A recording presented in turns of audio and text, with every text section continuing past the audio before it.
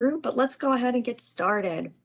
Welcome everyone to part 4 of Turnover a New Leaf Employee Investment Series, How to Create a Thriving Behavioral Health Agency by Investing in Employees. As we've mentioned before, today's presenting team, for those of you who haven't joined us until now, I'm Mary Musa Rogers. I'm completing my PhD in clinical psychology working at CCSI. We also have Carson Scott with us, who has his master's degree in sociology, is completing another master's in social work, and has assisted a lot with this research. And we finally have Chris Copeland, who is the CEO of Human Services Organization and is now a director of consulting at CCSI. So welcome, welcome. Let me shift this. Okay. So today's overview, we're going to talk about how to use the exit interview tool from training 3 to begin with and begin to turn assessment into targeting areas of intervention. We'll talk a little bit about recruitment practices and then discuss some retention strategies and a model for conceptualizing areas to target today. So first, here is one of the sample questions from last time from our exit interview tool.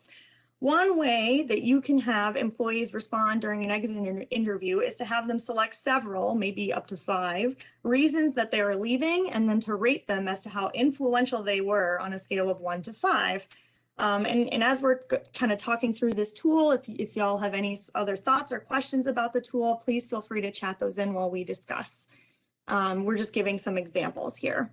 So for instance, so here we have a potential employee indicated these 5 areas in reasons for them leaving their job. One was moving, one was family health concerns, one was hours and schedule, one being work-related stress, and the other being work distribution and responsibilities. Now, upon first looking at this, you might see that the moving and family health concerns and immediately think, okay, out of our control. You know, we don't choose where our employees live, much less where their families are from or where they live. So, you know, maybe we throw our hands up in the air and shrug. But let's take a look at some of these other areas, right? So we have hours and schedule, work-related stress, and work distribution here.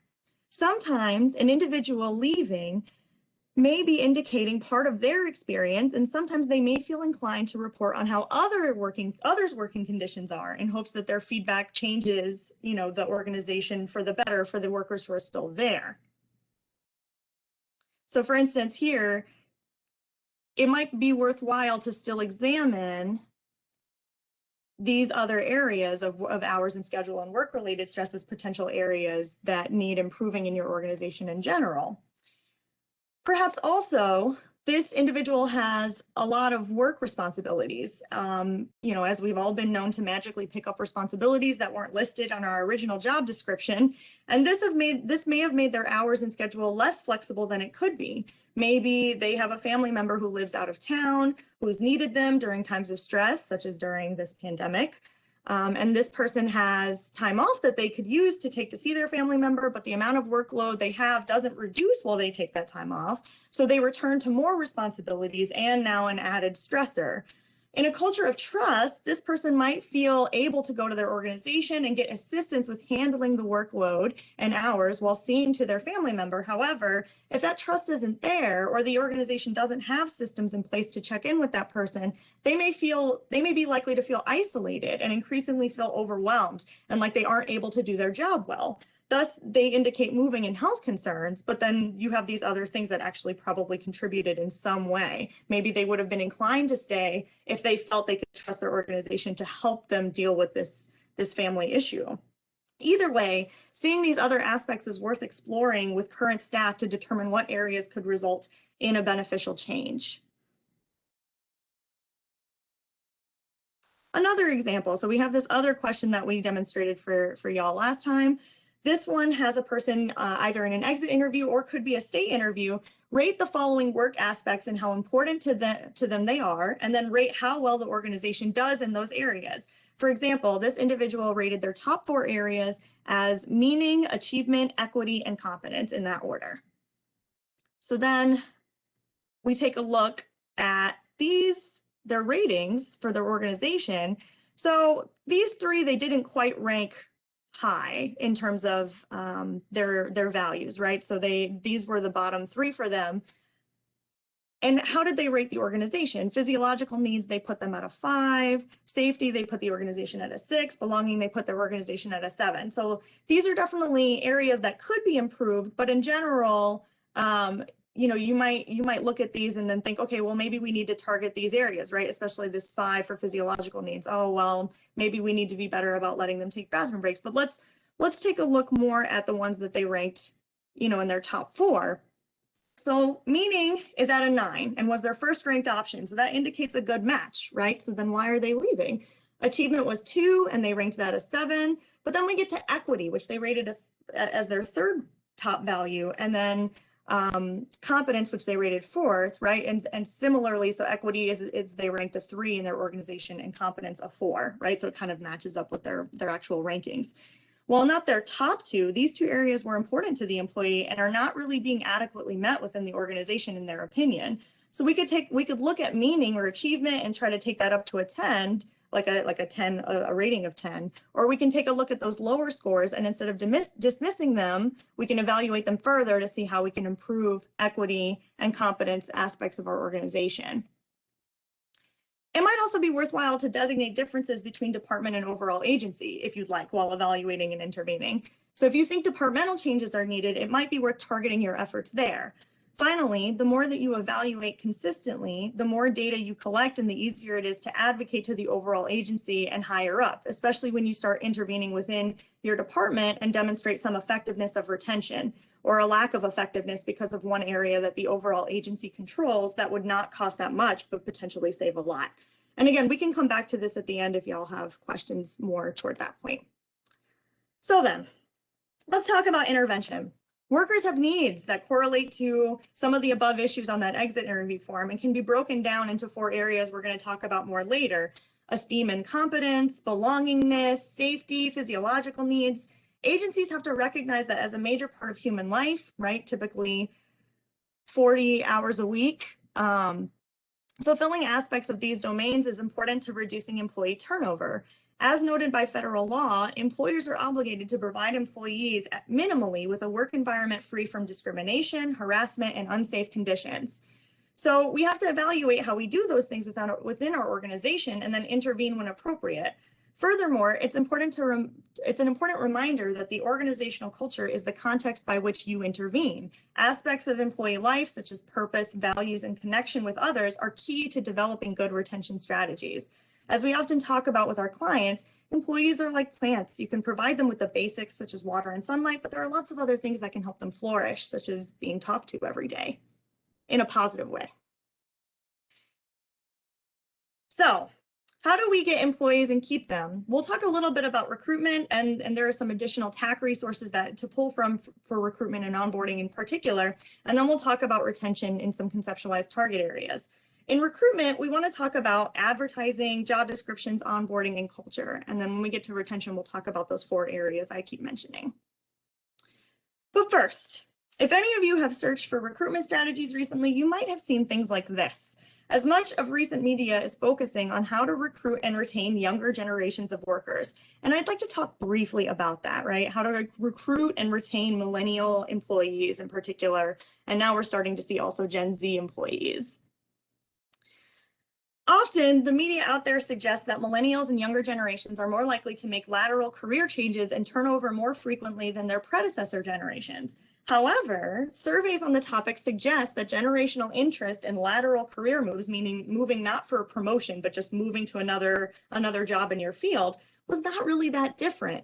About 89% of baby boomers indicated interest in a lateral career move in comparison with 91% of Generation X and 90% of millennials. So why do we have so much research indicating how to retain younger workers?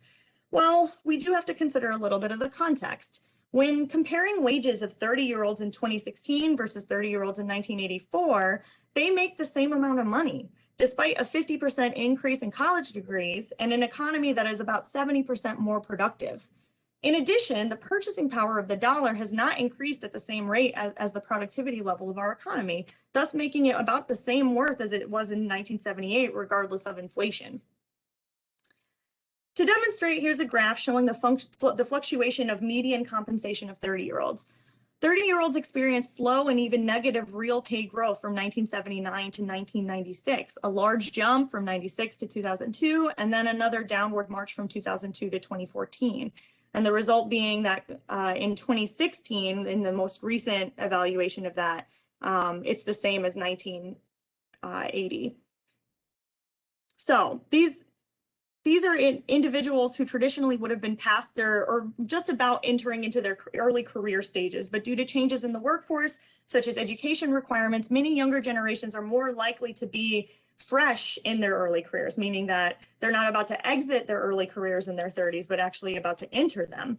Furthermore, changes in the cost of tuition did not match changes in the cost of compensation, which meant that in 1989, you could work full-time in the summer and part-time throughout the school year and pay for your year at college. The average tuition then was something like $9,700. Whereas in 2016, you'd have to work one full-time job and one part-time job all year to pay for your year of school while also taking a full course load.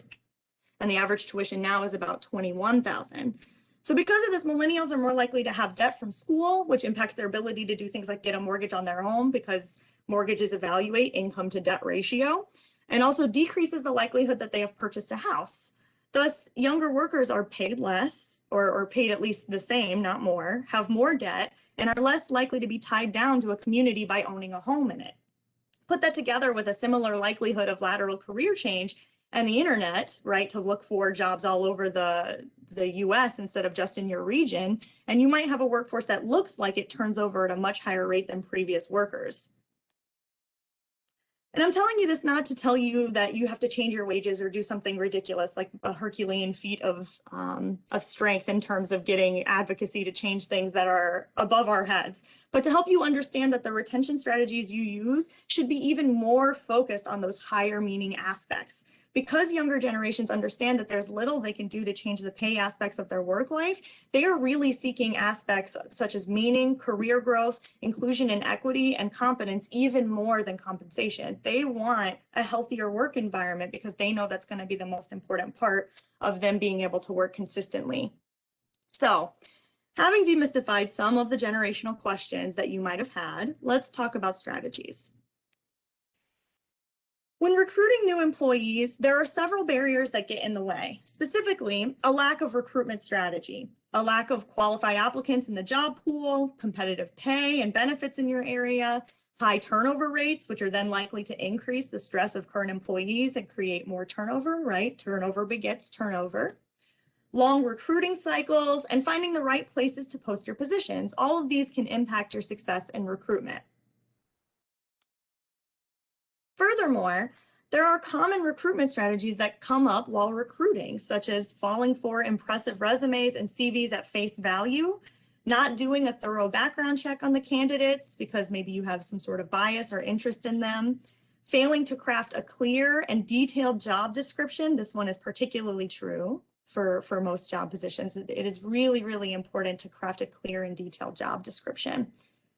Prolonging or rushing the hiring process because you need that position filled, letting personal biases affect the eventual decision, failing to first consider insiders for open positions rather than, so going to external individuals rather than examining who within your workforce might be able to take that position, and hiring because the employee pool was limited. Now, some of these things, again, are not things that necessarily you can control, but they are things that get in the way of good recruitment practice. There are many recruitment strategies that can assist organizations in better recruitment, such as developing a clear employer brand, making it clear what your values are, posting your mission or value statements in your job postings, using social media and having a social media presence that indicates to workers what kind of workplace you are. An easy way to advertise even that I recently found out about is to take control of your Google Maps business listing, as potential employees may examine your reviews on sites like Google Maps to determine your success with clients. And the more that you're able to kind of have control over that listing, the better able you are to demonstrate another place where your values, what your values are. Targeting passive clients or past candidates rather than only waiting for applicants to come to you can be useful. understanding and communicating what your organizational culture is to better ensure a good fit with applicants who are applying, considering creating realistic job preview videos of your agency even. Use behavioral competency screenings rather than relying only on the CV and interview. So add maybe a step or a component in evaluating the competencies or skills of the people that you're pulling, especially if you know from that job description or that job position that they really need to have X, Y, or Z skill, right? If they really need those soft skills, then maybe you want to find a way to behaviorally evaluate those soft skills. Or if they really need to be bilingual, then you want to have a way to evaluate that bilingualism. There are many more strategies that exist at the links on this PowerPoint. SAMHSA, Monster, lots of different websites have recruiting strategies, and those will be included when this is uploaded to the TAC page after this presentation. So feel free to take a look at some of those more specific strategies.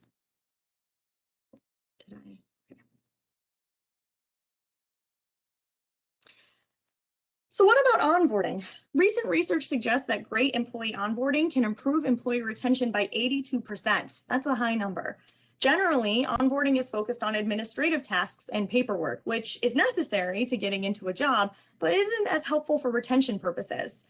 The best onboarding is focused on people rather than administrative paperwork. For example, in my onboarding at CCSI, I was given a list of individuals to schedule one-on-one meetings with, let them get to know me and help me get to know them. This was actually really awesome for me to get to know the organizational culture, get connected with the individuals I would be working with, or maybe even if I wasn't working with immediately, would later work with. I was even able to develop some quick friendships and get coffee with people pretty immediately after those one-on-ones. So through that, I got to have some of those connections that were important to me while working here. And I also got to learn people's competencies and strengths quickly in their jobs, which made it easier for me to reach out to them if I needed help with something. The meetings were 20 to 30 minutes and they were spread out over my first month, so it didn't feel overwhelming for me or my coworkers. And it made it easy for me to feel continually supported throughout my onboarding process, not that I was onboarded in my first week and then left. So that's just an example of a way in which you can kind of integrate a person more easily. And especially with remote work at this point, you might be able to even easier schedule a person to have a one-on-one with someone else in a remote meeting, which can be just as effective, at least in my experience. And on that note, the majority of onboarding typically only lasts about 1 week, but some organizations with very successful onboarding suggest onboarding that is ongoing for about 90 days or more. Some also suggest it's important to have some aspects of onboarding all through an employee's first year at the program or at the organization. All of these things can help an employee feel more supported.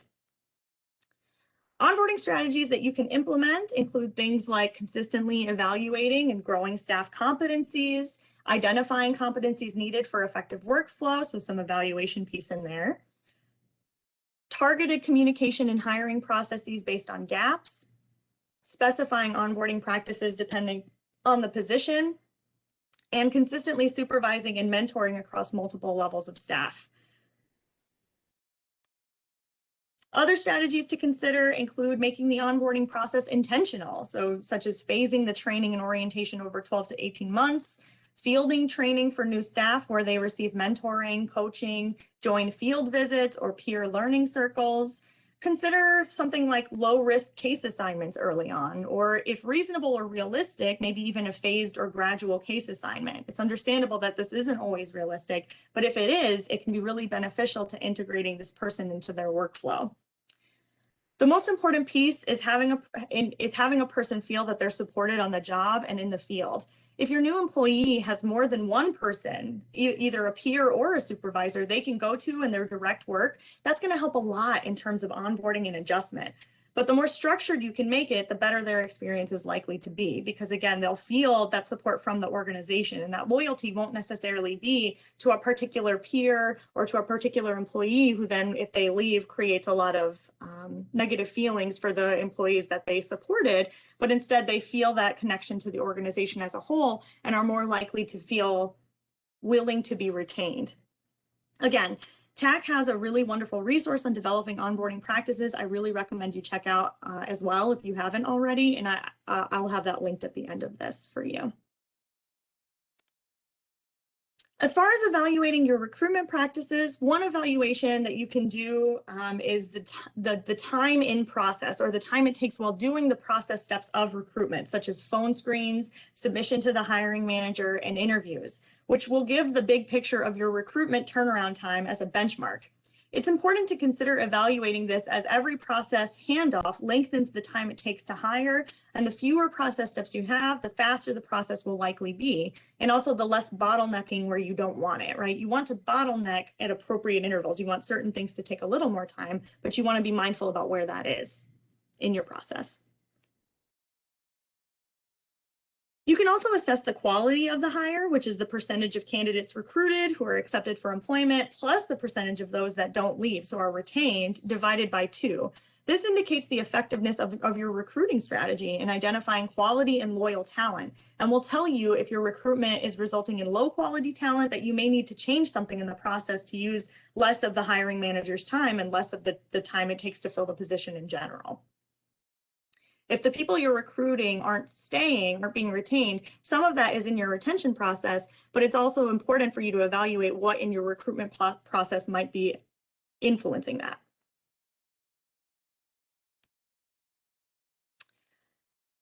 And you can do all the good recruiting in the world, but without good retention practices, you won't be able to keep quality talent, as I mentioned. Retention practices, just like assessment, are best in a healthy work culture. Healthy work cultures communicate their mission and values clearly through procedures, policies, actions, and clear communication.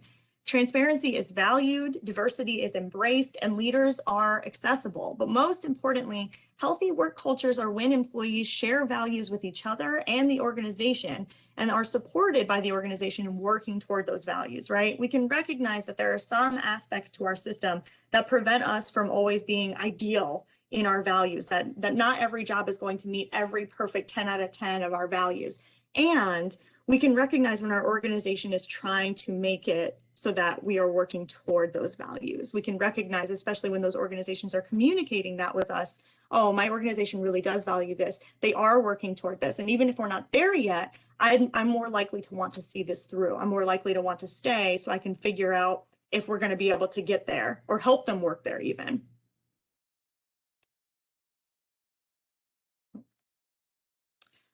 What is happening here? I think this skipped a thing.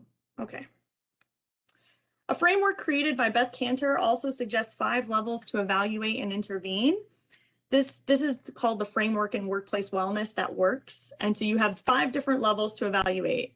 Level 1 is the functioning factor. Do people have what they need to do their job? Level 2 is the feelings factor. Do people feel appreciated and respected?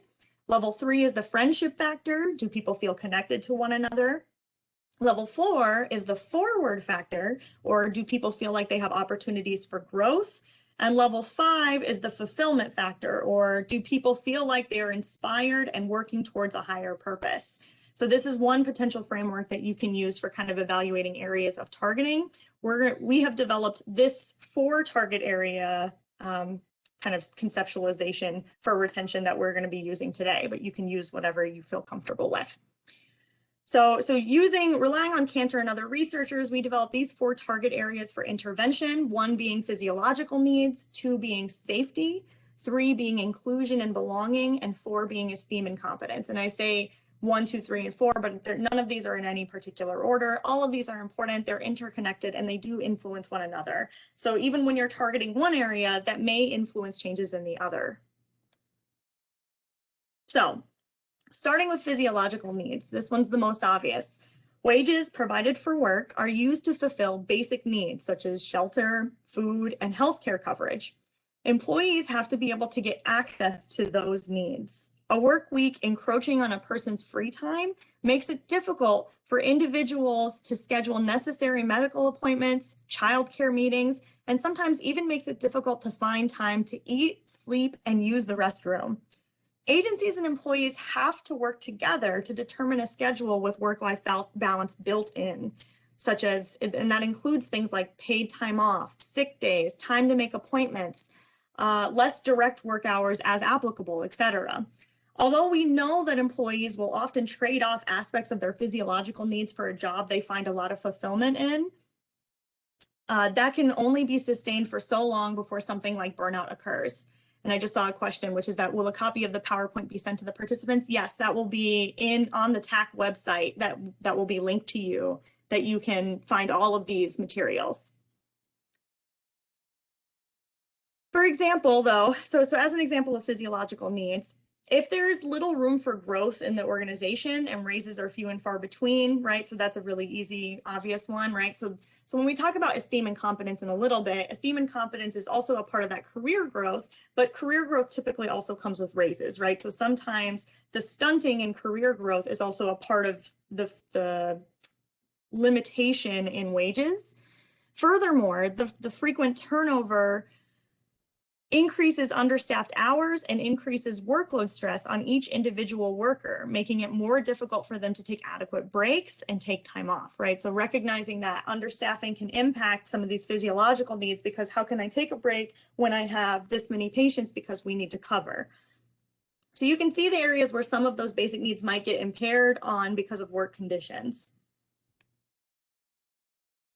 So some places to consider intervening: wages and benefits and career paths that benefit employees and compensate them appropriately for their time invested in the agency is very obviously one of those areas. And I understand, again, that this is probably one of the areas that's most limited, but I have to put it here because we have to recognize that that is a piece that if we have room for growth in, we should advocate for, because our employees deserve compensation, fair compensation for the work that they do.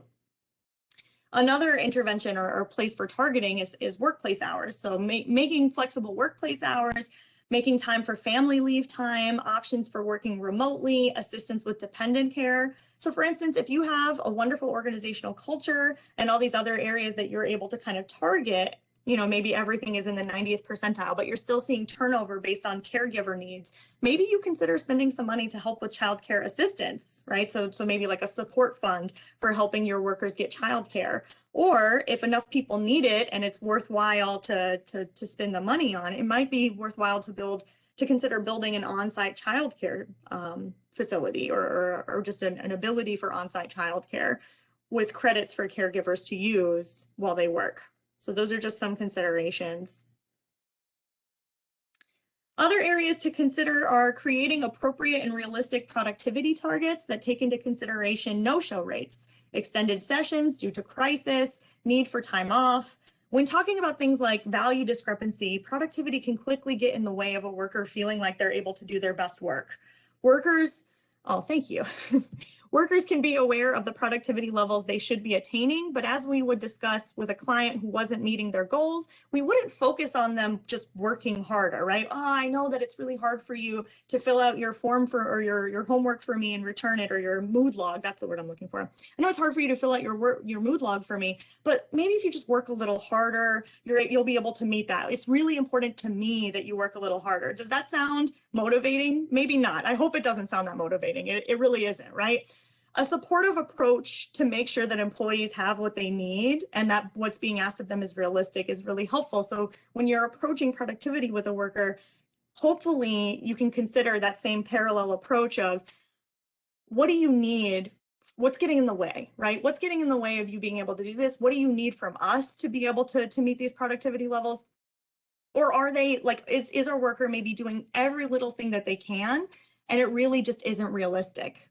Because sometimes that happens too, and I'll talk on that in just a second. But, you know, are there things that are going on? Are there symptoms of burnout that need to be cared for? And maybe productivity needs to be put a little bit on the back burner for this worker to be supported enough to get back to a place where they're able to meet those standards, because maybe they were meeting them and now they're not, right? So just having that check-in is so important to recognizing that we can have the conversation about productivity, but less centered around, well, you just have to meet it, right? You just have to meet the productivity, but instead, what are the things that are happening that's making it difficult for productivity to be met, right? And maybe it's something that's organizational. Maybe you find out that there's a process step that's really getting in the way that you can get rid of. And wouldn't that be lovely? It's also important to advocate for workers with the agency, like within the agency, or even, you know, with insurance companies, and develop methods of measuring outcomes that are less likely to set back employees for things outside of their control. For instance, collecting data can help demonstrate what actually happens to clients in the real world, because a lot of times when they develop a lot of these policies and procedures and insurance reimbursement rates, they're kind of using the best case scenario. And sometimes they don't have good real world data. And so collecting that real world data has a twofold benefit. One, it tells you where the organization or where some of those system things are getting in the way of your workers being able to do their work and meet their productivity, but it also can be used as leverage when discussing those things with your agency, right? So maybe you realize, oh, this procedure or policy is unrealistic.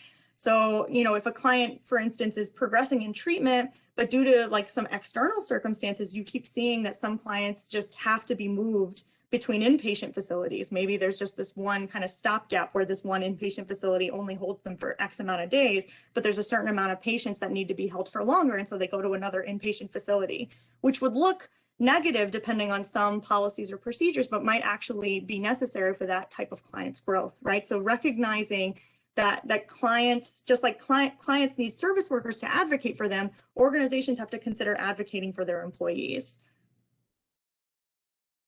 And that you can use that data to do that, right? Because then the data will make it more powerful. It's not just me saying, well, this might happen, but it's me saying, oh, this is happening consistently. This percentage of you know, clients or this percentage of this policy is resulting in this stopgap. So then we have safety. Safety does not only mean physical safety, but also includes mental safety. Physical safety assists in protecting employees from injury and physical fatigue, which directly relates with mental fatigue and vice versa. Regarding mental safety, individuals who are chronically stressed at work may be less likely to eat nutritious foods, get adequate sleep, and develop physical ailments related to stress, such as cardiovascular disease or gastrointestinal disease. This is particularly true in the case of behavioral healthcare workers who are often exposed to secondary traumatic stress. A lack of safety directly relates to aspects of burnout and can lead to some of the high indirect costs, such as lowered work productivity prior to voluntary turnover. Individuals who have higher self-care, coping skills, and the ability to appraise situations flexibly may be more likely to recognize the need for breaks and take care of their body, but the organizations have to allow space for those coping skills to be used and boundaries to be respected. For example, maybe you have an organization where burnout is brought up very often. Supervisors are always talking about, okay, well, you know, these are the kind of wellness activities that can help us prevent burnout. But then what happens when you have a worker who actually experiences burnout? And what happens if nothing really happens, right? The worker's reporting these symptoms to their supervisor, but then the supervisor is just encouraging more of those proactive solutions rather than, okay, now we need to intervene. And when you have that interdependent nature of, especially with understaffed workers, right, you'll see that stress contagion that we've talked about before happen, where that burnt out worker is now going to have difficulty and is going to rely a lot more on their peers because they're not feeling supported by their organization. And then their peers are having to help them pick up their slack or help them pick up their work, and then they're stressed, right? So recognizing those, how are we actually intervening when a person is burnt out is important, and just as important as those proactive pieces of how do we protect them from burnout in the first place.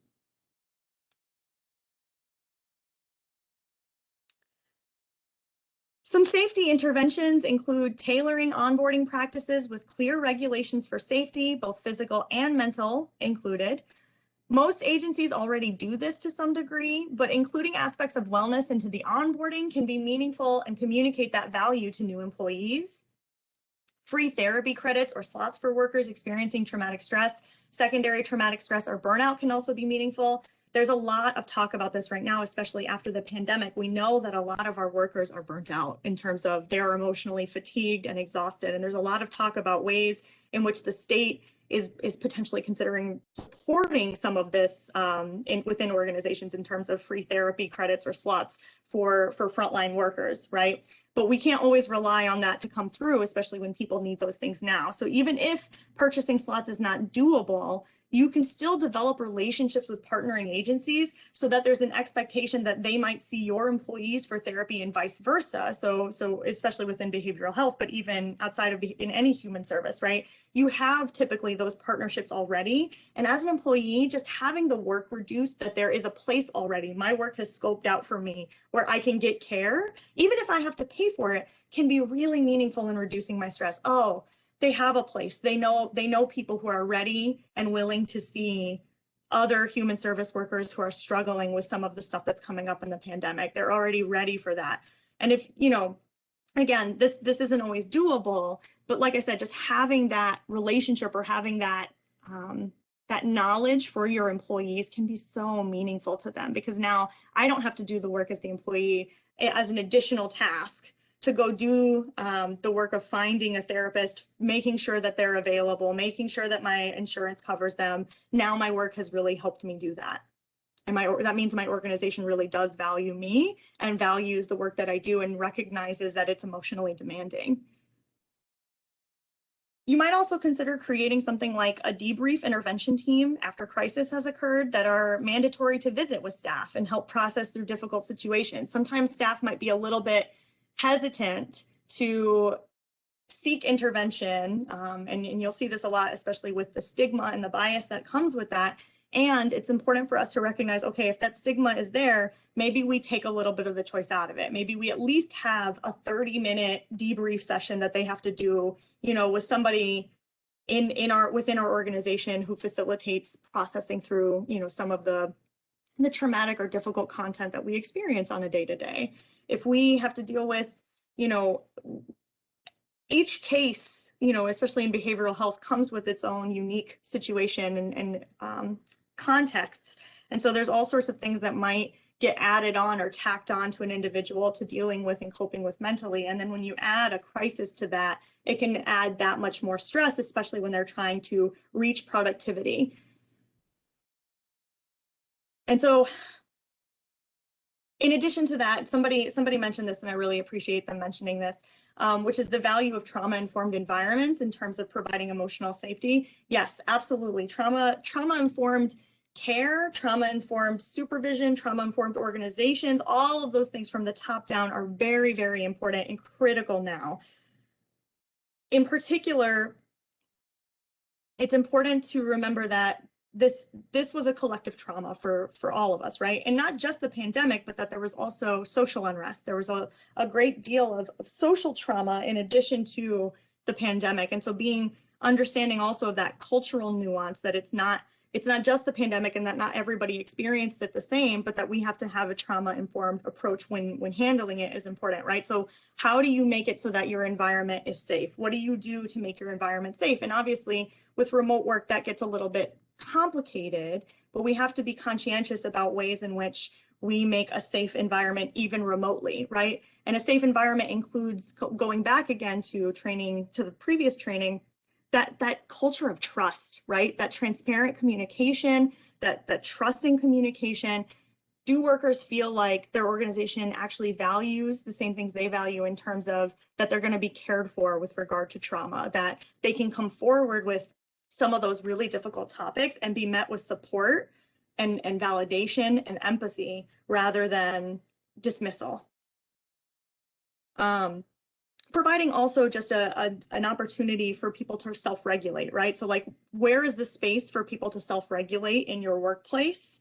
You know, and obviously some people might have their own offices or again, remote work, but like, how do you create that space in time, right? Are you creating that space in time? And hopefully that makes sense. But I really appreciate the person who brought that up, and hopefully I have a couple of other pieces to go along with that toward the end of this, but hopefully that kind of starts to get at that conversation, and we can continue to have that as we go along. Other potential interventions for safety: monitoring work-life balance in staff by evaluating and addressing when you notice staff entering into unbalanced territory.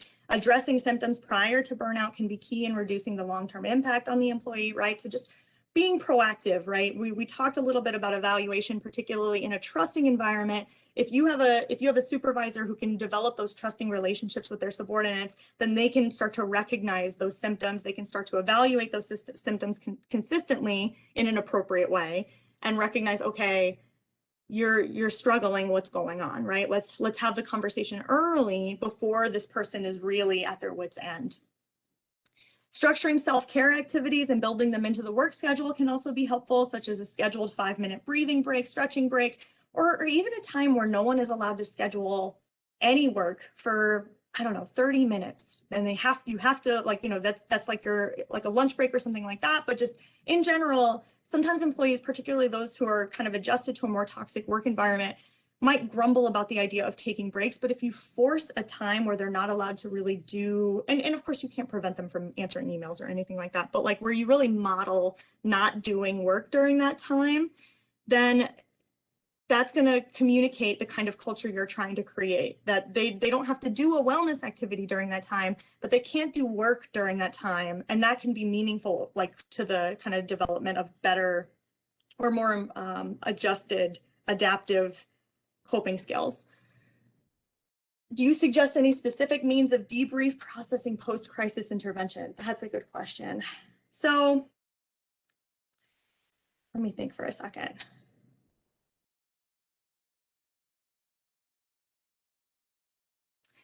And I had a question, just to be clear, that someone asked if there was a specific means of debrief or processing post-crisis intervention. And I think that I don't want to say it depends, but so we'll start here by saying that it depends on if it's an individual or a group, right? Sometimes a trauma happens to a group versus happens to an individual. And so that will shift the type of processing that you do.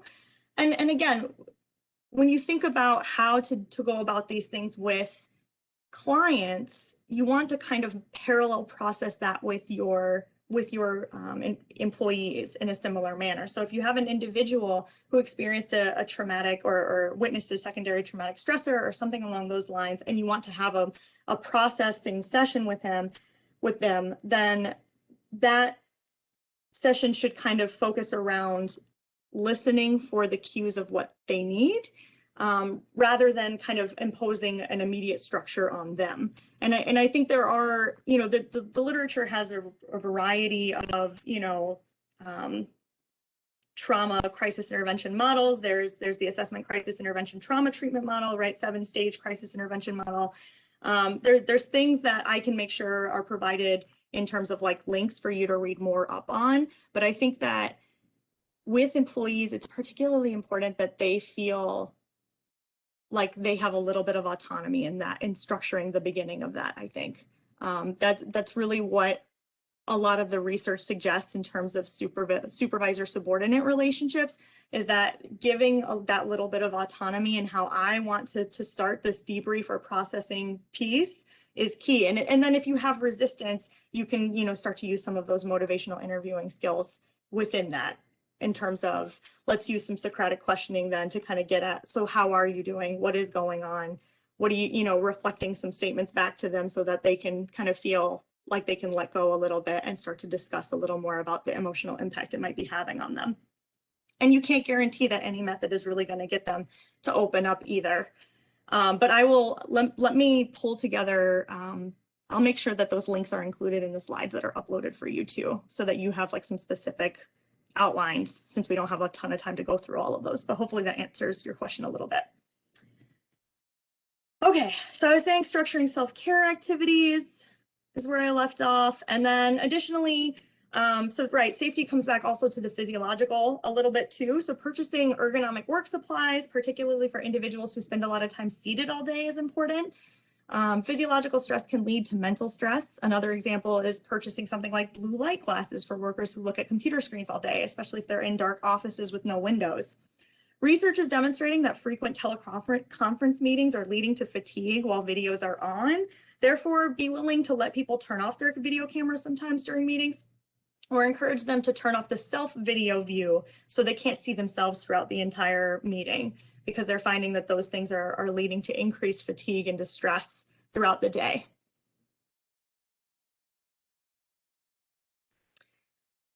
Inclusion and belongingness. Employees who don't feel welcome in their work environment are more likely to experience the stressors mentioned in previous slides. Some of the frameworks for increasing belongingness include structured senior-subordinate relationships, particularly if those relationships are structured around career development or networking, Once again, it is also important to recognize the personal characteristics that might play a role in employee fit at your agency. For example, interpersonal skills around flexibility, warmth, and conflict resolution may be key to building an environment that encourages belonging. Additionally, trauma-informed policies and cultural inclusion not only increases feelings of belonging, but also increases the likelihood that the workforce is diverse. A diverse workforce is meaningful in improving collaborative and creative decision-making and is shown to relate to higher employee retention. Higher diversity in the workforce and increased inclusion practices directly relate to value congruence. Research shows that employees who perceive their agency's values to align with their personal values are more likely to report higher work satisfaction and decreased turnover and tension. In human services, values of cultural inclusion are extremely important to individual employees, and a more diverse workforce can relate directly to their perceptions of the agency's values. Inclusion and belonging are an important buffer to stressors on the job, but without proper management, they can create further stressors that result in HR complaints, decreases in productivity, and interpersonal conflict. For example, if during exit interviews, an employee indicates a manager who had displayed poor leadership skills, has treated some staff disrespectfully, and has created more conflict with the staff, but admin keep this manager on and turnover continues to increase despite other attempts to address it, maybe it's worthwhile to consider how that manager is encouraging or not encouraging some inclusion and belonging facets. And I see another question, but I'm gonna move forward a little bit, and then thank you for touching on this. Resources direction you could probably be fine. Okay, I'm gonna get back to that. All right, so thus, some inclusion and belonging strategies could include diversity, equity, and inclusion trainings from the top down in the organization. So starting with leadership and administration before moving to staff, focusing on long-term change versus short-term change or knee-jerk trainings, and focusing more on how policy and hiring practices can improve some of those diversity and inclusion cultural pieces within the organization. Developing rituals of resiliency to conduct in the workplace that increase team cohesion and feelings of inclusion and belongingness that are preferably not related to already ongoing cultural events. Consider using the founding date of the organization or neutral seasonal related times such as spring. Celebrating work anniversaries, engaging in weekly mindfulness activities, gratitude activities, or other social events that taking staff feedback into consideration.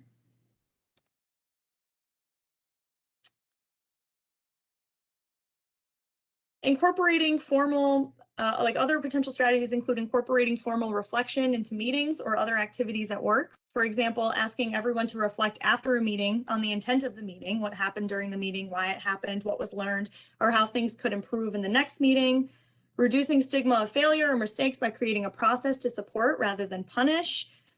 Standards of accountability, such as claiming responsibility for your role in a failure or harm, reflecting on it, setting out clear action steps to reduce it in the future. Actively identifying power dynamics and relationships at work and verbally identifying them in meetings. This can be especially useful when conducting assessment meetings with small groups or employees. If a supervisor is present, it's meaningful to identify that power dynamic from the beginning of the meeting rather than ignoring it or waiting till later on in the meeting. Demonstrating inclusion and equity as a priority with transparent policies is important. Encourage self-reflection in aspects of work that are more likely to be impacted by bias, such as hiring, but also create structures for that, such as reflection rubrics for individuals to ask themselves how their bias might impact their decision-making. Explain to employees what the organization is doing regarding diversity, equity, and inclusion, and be transparent. Credit where your sources come from too. In human services, we encourage a lot of principles that are often from certain cultures. Crediting those cultures is meaningful. Start a meeting with a land acknowledgement, acknowledging the native peoples who once lived on the land you now live and work on. I can acknowledge that I'm hosting this meeting from the ancestral homeland of the Haudenosaunee. Similarly, crediting mindfulness from Eastern Asian philosophical practices, yoga from South Asia, and other principles such as the 7th generation principle, which was a decision-making principle to consider how your decisions impact 7 generations down before you make them.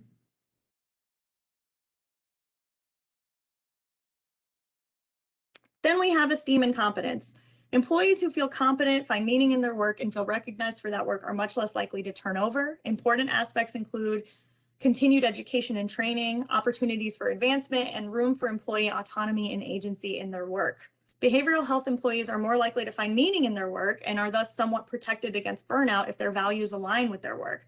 However, if agency policies inhibit employee autonomy, lack of opportunity for advancement, or lack areas for growth, employees' meaning making will only take them so far. Know what your employees' values are to help those values flourish. Interview the staff when they're hired. Talk about the agency and find out what they're really interested in. Add it to their job description if they really love something. I heard a really lovely example from Chris Copeland, which is that when he was working in a facility for intellectual disabilities and developmental disabilities, when they interviewed employees, if they said that they loved a certain hobby, like playing soccer, then they would add that to their job description in terms of, okay, well, part of your job will be to like teach some of the individuals here to play soccer, or teach them how to cook, or like, you know, make a cooking video to show them to them. So like integrating some of those values and interests into their work, which I thought was really lovely. Other examples in terms of esteem incompetence, if you have a bilingual staff member that leaves and maybe hire a staff member too quickly without recognizing that that bilingual component was really key to the work they did, maybe then you have to hire a translator to work with the patients, which then costs more money, and maybe then patients are less likely to come back to your agency because they don't like working with the translator, and then you have to, you end up maybe increasing turnover again because then you have to hire another bilingual staff member. Furthermore, staff report that, if staff report that the team leader check-ins are increasing stress as the team leaders are focusing on productivity rather than maybe wellness or other aspects that are important to their values, can create value discrepancies. So being mindful about how you're communicating your values in your day-to-day work is important.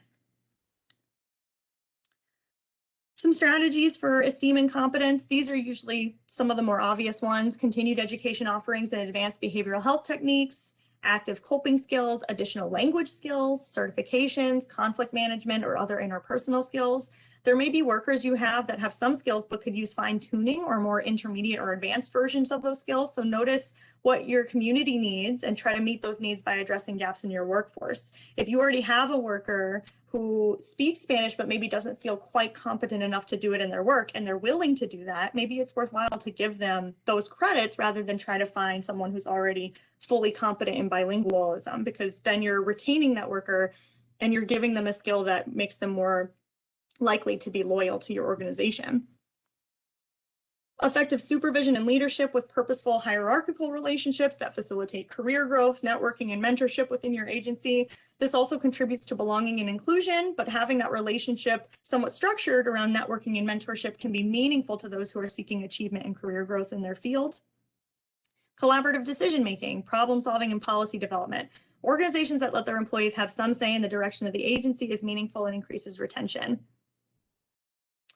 Actively evaluating practices used by staff, encouraging the use of evidence-based practices, which are suggested to be linked to lower rates of burnout, but making sure that you're balanced about that. Staff who are trained in evidence-based practices will rely on it individually when they're stressed, but they still desire the flexibility to choose their treatment client to client. So making sure that they have that training as the foundation is the key to that strategy. Encouraging staff to be creative or do creative things. Consider a paid volunteer day at another organization.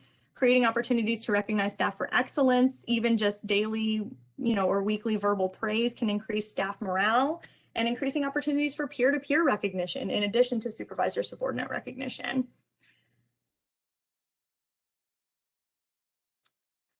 And so just a brief example, because I know that we're running low on time and I appreciate all of y'all with all the content that I've given you. Hopefully it's useful to you. This is just an example. Every year, American Psychological Association awards an organization for practices that result in staff satisfaction and decreased turnover. So one of the more recent winners, this was in 2018, so pre-pandemic, was Beach City's Health District. Their turnover rate was at about 12%, and before they implemented these practices, it was already at something like, it was still at a very low number. It was like 16%. But so just to consider that they're doing a lot of these practices already, and that they probably have that organizational culture component. They included things like consensus decision-making at least twice a year that included all levels of staff in planning, strategic planning for the agency or organization. They did skills building trainings on topics that included project management, conflict resolution, and networking. They had flexible work schedules, time off benefits, and wellness activities that they would structure within the workday. mentoring programs to facilitate developmental opportunities, and also social like work events, like they did a walking food like lunch date for workers once a week or once a month. The strategies from before are important across all worker types. With supervisors, you might want to make sure they're supported by peers or higher leadership. If there is higher leadership, as they're less likely to inappropriately share their stress with subordinates. Even more key is that when hiring supervisors, particularly internally, they need extensive onboarding. So don't skip onboarding because they already know your organization. Make sure that supervisors are well onboarded. With per diem employees too, I just want to also make clear that many of the above same strategies are also really important, with a couple of particular focuses, right? Predictable schedules, more hours, of course, on-demand compensation. Those are things that they want, but that equal treatment as other employees is really key. And obviously you're not going to be able to treat them exactly equally as your full-time employees, but the more that you can, the better off that they will be. And in particular, consider things like if you have these meetings, you know, like peer-to-peer support meetings or something like that, consider being willing to pay your per diem employees to attend those, right? Consider ways to make them more integrated in your work so that they are more likely to be retained. And also make sure that you review the requirements for per diem employees, because some people also get them confused with contractors, when often that they are still employees and thus have a different kind of definition or legal requirements for things like insurance and unemployment regulations. So just make sure that you meet those with them. Finally, as mentioned previously, modeling appropriate behaviors and how people interact and respond to change is important and more meaningful when done from a top-down approach. The organization has to demonstrate skills they expect their staff to meet.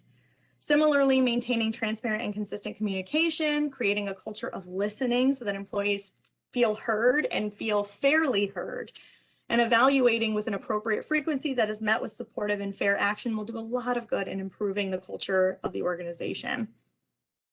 In conclusion, the cost of turnover can be used to intervene within your organization, see what money you could save to leverage how much you can spend to retain your employees. The causes of turnover are varied. Try to reframe individual employee stress to organization's impact on employees' ability to cope with that stress. Properly evaluate and make sure that you do so within a culture of trust, and consistently acting on that feedback that you receive. And finally, reducing turnover starts with recruitment and continues with retention. These are ongoing conversations to have with employees from recruitment to retirement. If the organization is resistant to those changes, it might be difficult for the change to be long-lasting. Don't panic. It seems like a lot, but you are capable and you have the tools necessary to positively adapt and take care of your employees. You can turn over a new leaf. So these are the additional materials you can check out on TAC's website that can be informative to certain areas. Furthermore, sometimes if you feel like it's hard to see the wood for the trees or you need help seeing the big picture, you might also consider hiring an external consultant.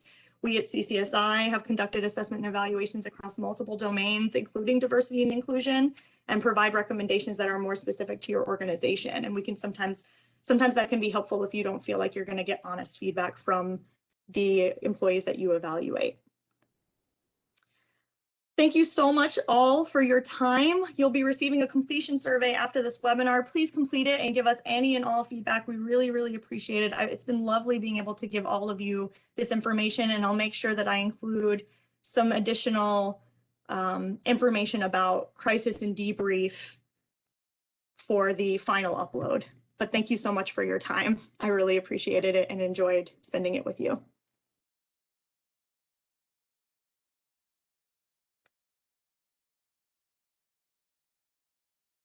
Take care, everyone. And please complete the survey.